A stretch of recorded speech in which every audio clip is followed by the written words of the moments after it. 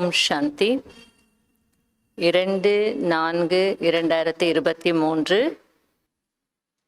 பாப்தாதா எந்த குழந்தைகளை பார்த்து கொண்டிருந்தார்? அகால மூர்த்தியான பாபா அல்லது அழியாத மூர்த்தியாகிய பாபா அனைத்து அழியாத சிம்ஹாசனத்தில் அமர்ந்திருக்கக்கூடிய, உலக நன்மைக்கான கிரீடம் அணிந்திருக்கக்கூடிய, நெற்றியில் ஜொலிக்கும் புள்ளியின் திலகமிட்டிருக்கக்கூடிய குழந்தைகளை பார்த்து கொண்டிருந்தார். இது ரொம்ப பெரிய கேள்வி. ஃபரிஷ்தாக்கள் எப்படிப்பட்டவர்கள்? நிறைய பாயிண்ட்ஸ் சொன்னாங்க இல்லையா? பறக்கும் கலை அதெல்லாம் வரும். எல்லையற்ற பார்வை, எல்லையற்ற உள்ளுணர்வு, எல்லையற்ற மனநிலையில் இருப்பவர்கள். ஃபரிஷ்தாக்கள் அனைத்து ஆத்மாக்களுக்கும் பரமாத்மாவின் செய்தியை கொண்டு சேர்ப்பவர்கள். ஃபரிஷ்தா என்றால் சதா பறக்கும் கலையில் இருப்பவர்கள். அனைவருடைய சம்பந்தத்தையும் தந்தையுடன் இணைப்பவர்கள். ஃபரிஷ்தா என்றால் டபுள் லைட், தேகம் மற்றும் தேக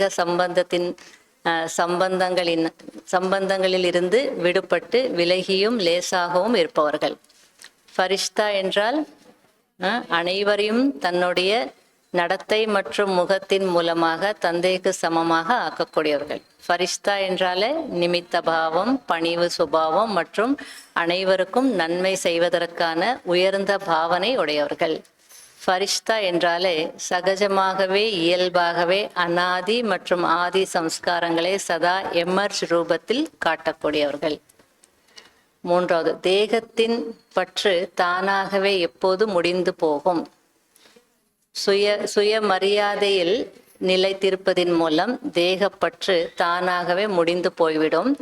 தினமும் ஒரு புதியதிலும் புதிய சுயமரியாதையின் நினைவில் நிலைத்திருந்தீர்கள் என்றால், சுயமரியாதையின் முன்னால் தேகப்பற்று என்பது வெளிச்சத்திற்கு முன்னால் இருள் ஓடிவிடுவதைப் போல் தேகத்தின் பற்று ஓடிவிடும். 4வது, நினைவின் ஸ்விட்சை ஆன் செய்தால் என்னவாக ஆகிவிடுவீர்கள்? நினைவின் ஸ்விட்சை ஆன் செய்துவிட்டால் எவ்வளவு லைட் வந்துவிடும் என்றால், சுயம் தானும் லைட்டில் இருப்பீர்கள். மேலும் மற்றவர்களுக்கும் லைட் ஹவுஸ் ஆகி விடுவீர்கள், கலங்கரை விளக்கம் ஆகிவிடுவீர்கள். 5வது, எப்போது உழைக்க வேண்டிய அவசியம் இருக்காது. மாஸ்டர் சர்வசக்திவான் என்ற ஒரு சுயமரியாதை நினைவில் இருந்தது என்றால் உழைக்க வேண்டிய அவசியம் இருக்காது. 6வது, இந்த வருடம் என்ன செய்ய போகிறீர்கள் என்று பாப்தாதா கேட்கிறார். இந்த வருடம் உழைப்பு முடிந்துவிட வேண்டும், அன்பில் மூழ்கிவிட வேண்டும், மூழ்கியிருந்து ஒவ்வொரு காரியத்தையும் செய்ய வேண்டும் என்று கூறுகிறார். போர் அடிக்கும் போது என்ன செய்ய வேண்டும்? போராகி விடும் போது தன்னுடைய பிராமண வாழ்க்கையின் விதவிதமான சமயங்களின் ரமணீகரமான அனுபவங்களின் கதைகளை நினைவில் கொண்டு வாருங்கள் இல்லையா? அனுபவங்களின் கதைகளின் புத்தகம் அனைவரிடமும் இருக்கிறது. உலகத்தில் போர் அடிக்கும் போது நாவல்கள் படிக்கிறார்கள்.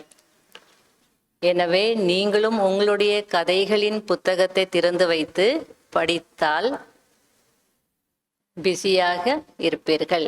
ஞான கடல் கரைக்கு செல்லுங்கள், கார்டனுக்கு செல்லுங்கள். 8வது, அனைத்தையும் விட பெரிய என்டர்டெயின்மெண்ட் எது? என்டர்டெயின்மெண்ட் மன மகிழ்ச்சிக்கான நிகழ்ச்சி.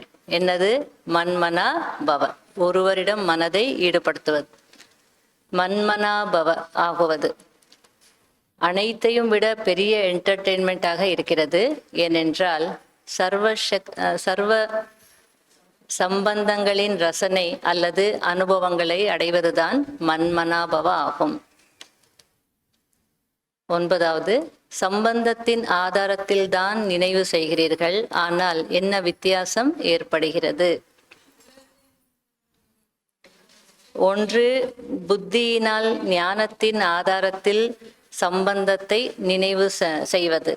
இன்னொன்று உள்ளபூர்வமாக அந்த சம்பந்தத்தின் அன்பில் லவ்லீன் ஆகிவிடுவது. அதனால அந்த வித்தியாசம் ஏற்படுது. 10வது கேள்வி, சதா மனமகிழ்ச்சியாக இருப்பதற்கு என்ன செய்ய வேண்டும்?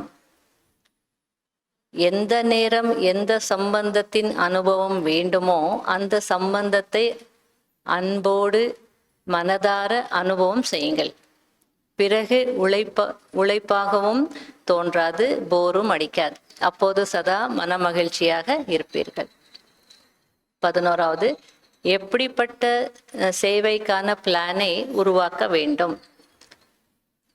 நான் சும்மா ஜென்ரலாக சொல்லிட்டேன், கடைசியில் இருந்தது. உழைப்பு பெயரளவுக்கு இருக்க வேண்டும், வெற்றி அதிகமாக இருக்க வேண்டும். அப்படிப்பட்ட சேவைக்கான பிளானை உருவாக்க வேண்டும். 12வது, யார் நினைவு ஸ்வரூபம் ஆக முடியும்? தன்னுடைய ஆதி மற்றும் அந்தம் இந்த 2 ஸ்வரூபங்களையும் முன்னால் வைத்து குஷி மற்றும் போதையில் இருக்கக்கூடியவர்கள்தான் நினைவு ஸ்வரூபம் ஆக முடியும். 13வது கேள்வி, ஞான மார்க்கம் உழைப்பிற்கான மார்க்கம் அல்ல, இருந்தாலும் ஏன் உழைக்க வேண்டி இருக்கிறது? ஏனென்றால் ஹைவேயில் செல்வதற்கு பதிலாக சந்துகளில் சென்று விடுகிறீர்கள், அல்லது குறிக்கோளின் இலக்கை தாண்டி முன்னால் சென்று விடுகிறீர்கள். பிறகு திரும்பி வருவதற்கு உழைக்க வேண்டி இருக்கிறது. fill up the blanks. ஃபரிஷ்தா டேஷாக இருக்கிறார்கள், டேஷ் இல்லை. அனைவருடையவர்களாக இருக்கிறார்கள், ஒருவரோ இருவருக்காகவோ அல்ல. டேஷ் எப்போதும் கஷ்டமாக இருக்கும், மேலும் டேஷ் செய்வது சகஜமாக இருக்கும். விடுவது என்பது கஷ்டமாக இருக்கும், தாரணை செய்வது என்பது சகஜமாக இருக்கும். எங்கு சுயமரியாதை இருக்கிறதோ அங்கு டேஷ் வரவே முடியாது, தேகப்பற்று வர முடியாது.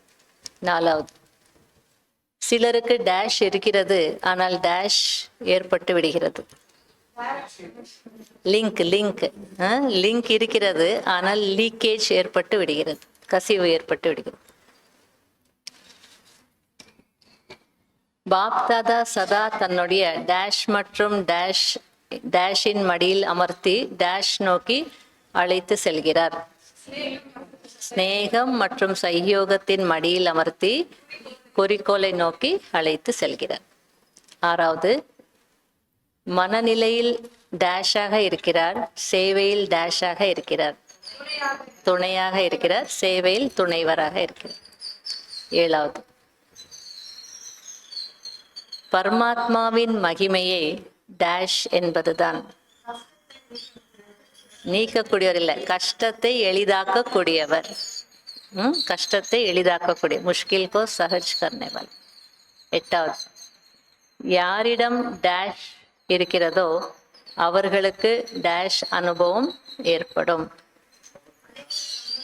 ஞானத்தின் அளவற்ற செல்வம் இருக்கிறதோ அவர்களுக்கு முழுமைத்தன்மையின் அனுபவம் ஏற்படும். ஓம் சாந்தி.